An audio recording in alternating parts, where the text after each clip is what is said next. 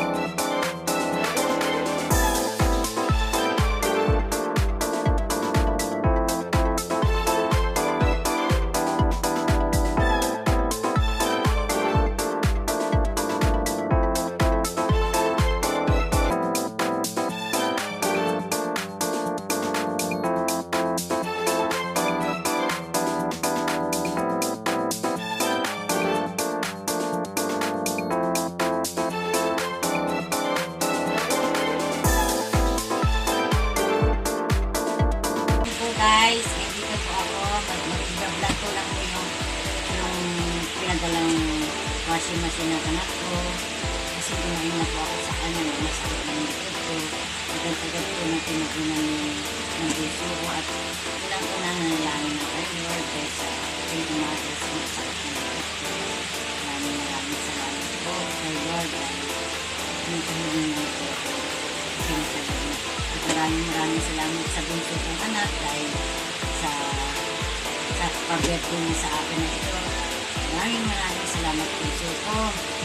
Nagpalain kami Lord dyan sa Dubai at maraming blessing pa ang darating sa kasi hindi mo pinababayaan ng mga magulang mo at ang mga anak mo. Darating lahat ng swerte na nais mo sa buhay. Basta huwag ka lang makakalimot kay Lord, inahin mo si Lord.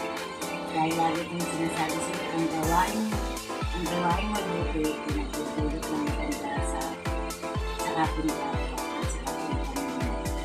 Maraming salamat po, Lord.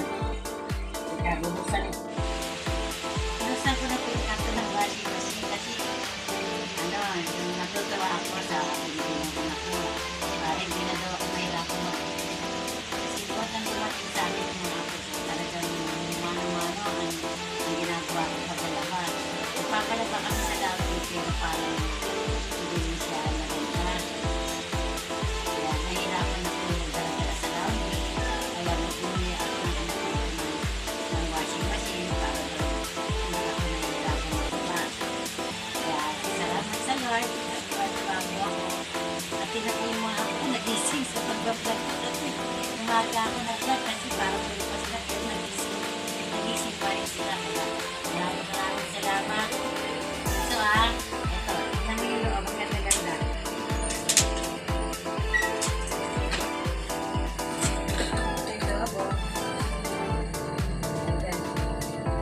Ito yung loob, oh. Yan. Nakikita ko lang sa iyo, bunso. Oh, ito na yung apo ko. Kuha mo yung dalawa. Gising na kayo, gising na dyan. Dave, nakatuwa yung mga apo ko. Nagising. Kanta, sige ka nun.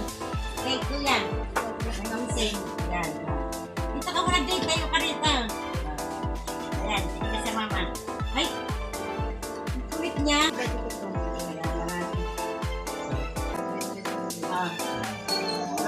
nito.